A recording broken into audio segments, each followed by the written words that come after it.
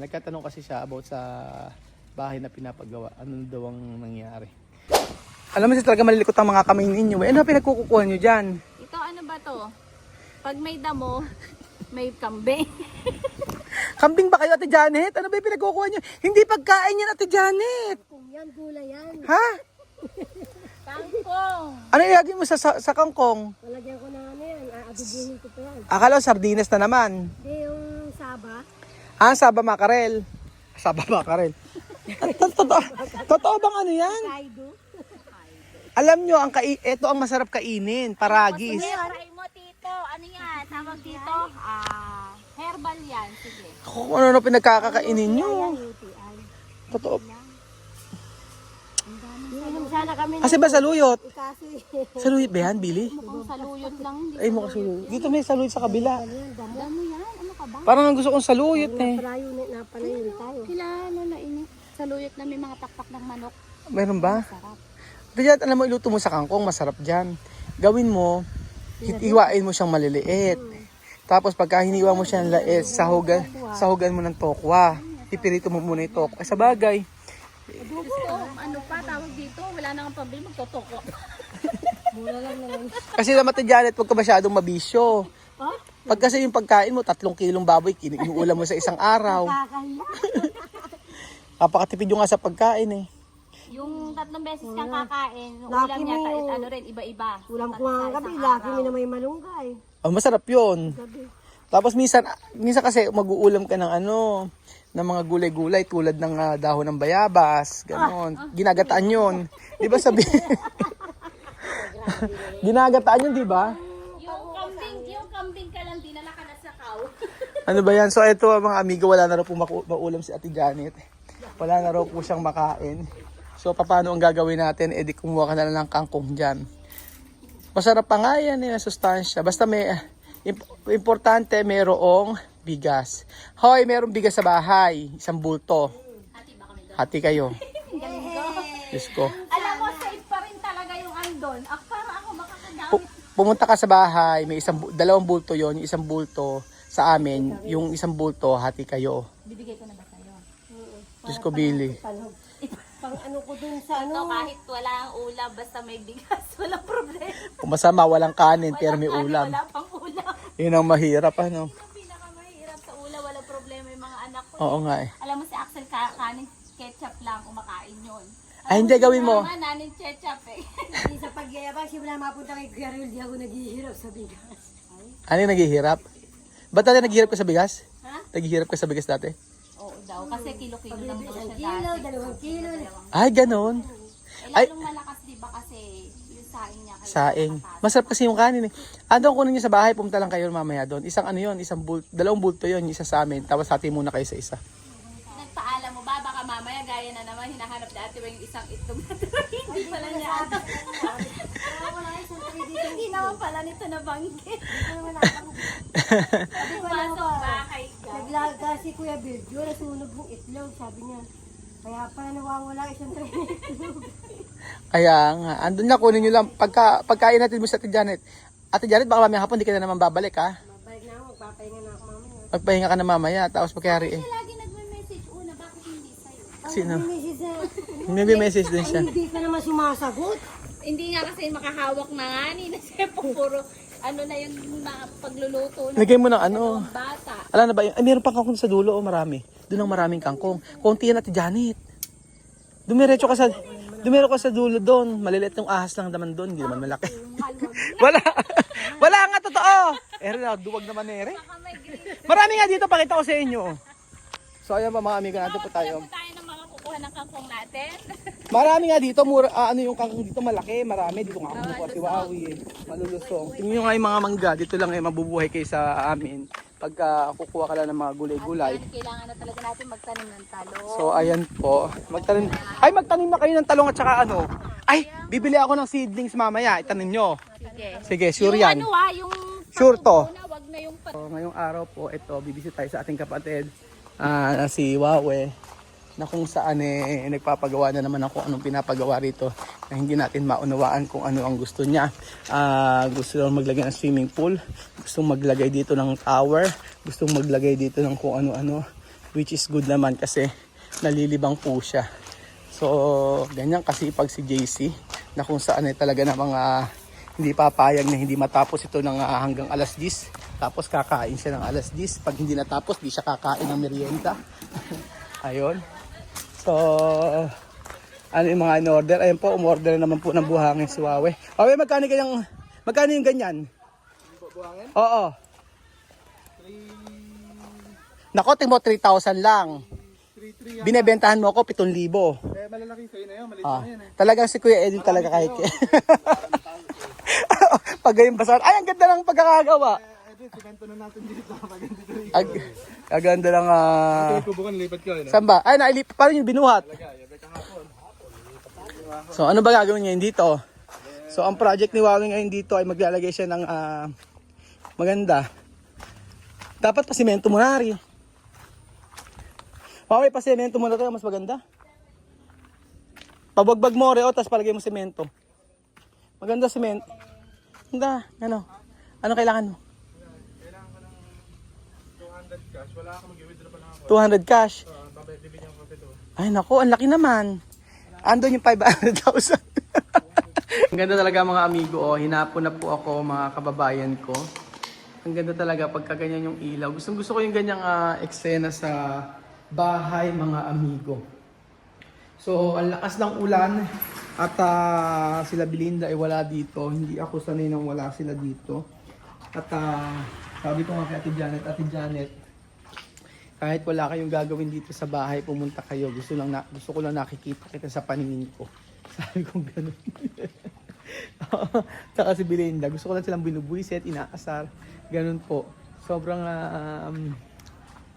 lakas kasi ng ulan mga amigo. Kanina nangunguwalang sila ng ano. At ayun nga po mga kababayan ko. Naku, parang kulang.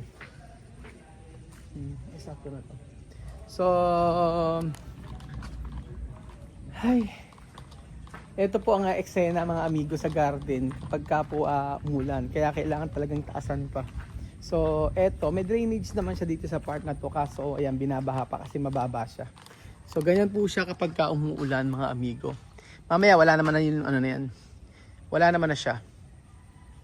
Wala naman na ibaha na yan. So, hindi uli kami nakapagtanim ngayong araw.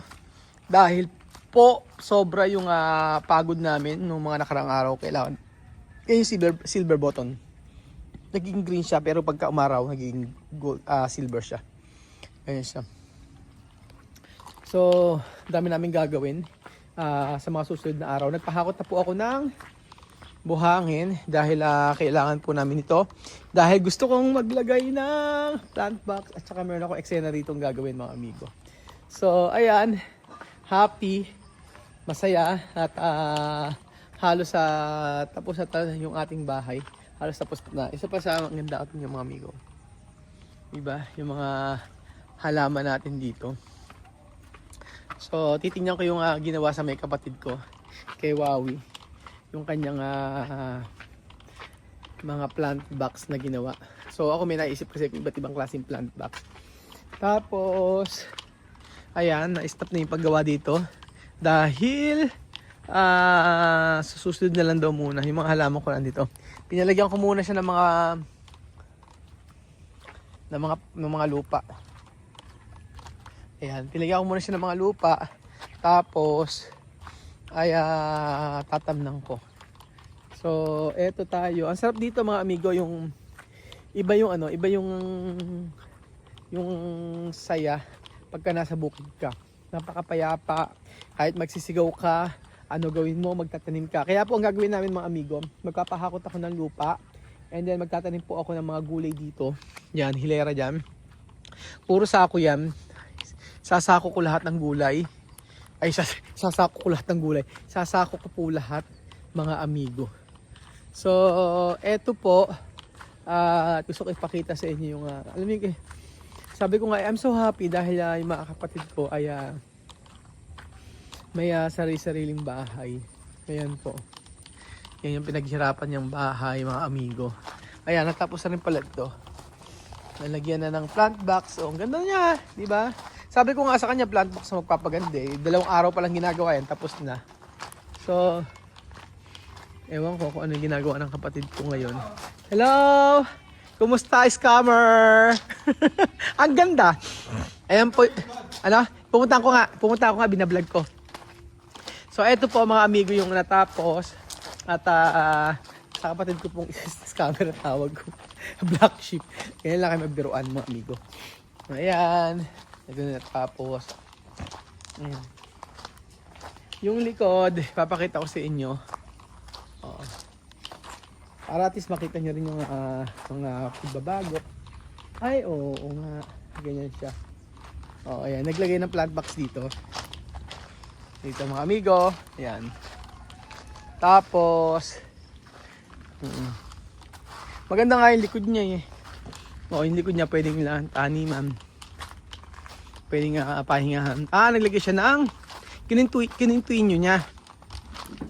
Magaling talaga si JC. Oo, ayan o. Inayos lang niya. Ginaya niya ganyan. Diba? Natapos ni Kuya Edwin lahat. Sabi ko nga sa kapatid ko, yung kubo, mas maganda. Alam niya kung saan lalagay yung kubo. Yung kubo, maganda ilagay ka ako dito. Sabi ni Kuya Edwin, maganda rito. Sa may sapa. Kaso ayaw ng kapatid ko kasi hindi nga raw amin to. So sabi ko, pwede naman sana, di ba? Meron ba may-ari nito? Hindi ko alam. O yan, nilagyan, kinuntiin niya. Sabi ko nga, lalagyan niya ata ito ng yero. O ayan, lalagyan niya ng yero ito. Para, yero na na plastic, parang ganun. Para sa mga halaman niyang iba. Ganun. So, yan po, mga amigo. And then,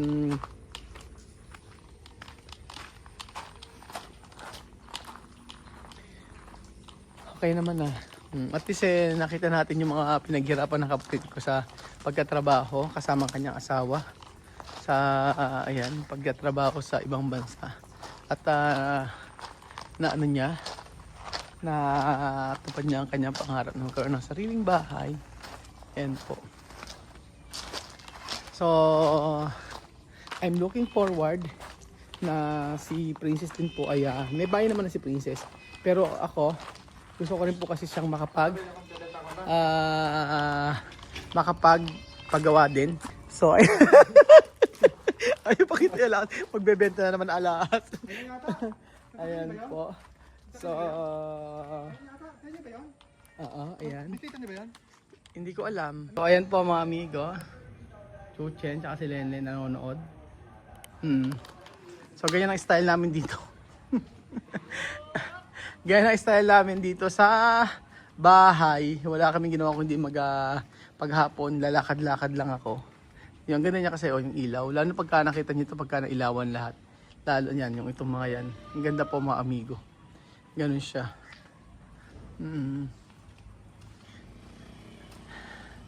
Ma-appreciate mo talaga yung Iniisip ko nga sabi ko tama kaya na. Pag nakita nyo kasi yung pag nakita nyo po mga amigo yung dito sa part na to pagka naglagay ako ng mga ilaw-ilaw. Yun talaga yung isa sa magpapaganda. Pagka papakita ko sa inyo sa gabi, umiilaw yung meron siyang sa wall na ilaw ay i-order ko pa lang kasi naghahanap ako yung mas maganda. Actually yung solar na tumatagal naman siya. Kasi yung binili namin dito, hanggang ngayon gumagana pa rin naman siya, mga amigo. So, isa pa to, gusto ko yung ganitong eksena mga amigo na mayroon tiles. Ayan, yung ganyang may tiles mga amigo. Nagmukha po kasi siyang malinis tingnan.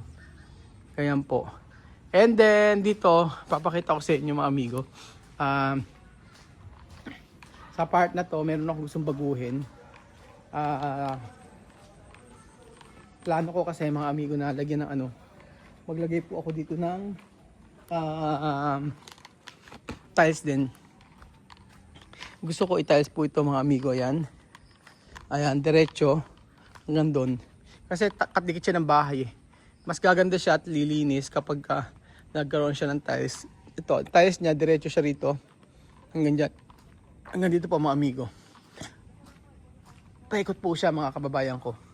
Ayan. Para po magandang tingnan. Ayan. So, ganyan po mga amigo ang ating bahay na nagawa. Di ba? Maaliwalas po talaga siya. Yun ang totoo. Yung isang bahay namin mga amigo, yung luma, ang laki lang ang ano niya is ito lang hanggang dito siguro. Yan, 1 2 3. Yan, 1 2 3 4. Hanggang yan, ganyan lang siya kataas. Ganyan siya hanggang kabila, ganoon. Kaya kami ay sikip na sikip po kami. Ganun po mga amigo. So ayan, tinur ko na kayo sa bahay. So mga nangyari po at ngayon. So happy ako sa kinalabasan ng ating bahay mga amigo. And then syempre, tinatanong pala sa akin ni Chamame kung tapos na raw yung pinapagawa nating bahay. Sabi ko, Chamame, hindi pa tapos. So pinagpe-pray ko nga po na nawa kapag sa dedication ng bahay na nito ando si Chamame. Ando si Chamame kasi gusto ko mas ma-appreciate niya na yung mga ganito kasi tuwang-tuwa yun sa mga ganitong achievement natin. Especially yung resort. Ganyan po mga amigo. Nung natapos ito. Sobrang saya po mga amigo. And now, nung kahapon kausap ko si Chamame. Sabi, tapos pinapagawang bahay. Sabi ko, hindi pa, Chamame. Mag-wait lang tayo. Pagkatapos papakita ko sa iyo kung ano yung kinatapusan. Nagkatanong kasi siya about sa bahay na pinapagawa. Ano daw ang nangyari. So ayun po mga amigo, thank you so much po sa panood ng episode nito at God bless po. Pwede ipakiandar mo ilaw. Yung kulay yung mga ratan lang. Tingnan mo. Papakita natin sa kanila. Ayan po mga amigo, ang bahay po. Ayan, pagkaratan po ang nakalagay. Ayan yung ang ganda. Ayan yung pagkaratan po ang nakalagay. Yung ilaw po natin may ratan. Ang ganda ng effect. Sa ganyan, kahit na nandiyan ka lang sa labas, kitang-kita po. Lalo na kapag nakita niyo pa siya sa loob. Ayan po mga amigo. Di ba ang ganda po?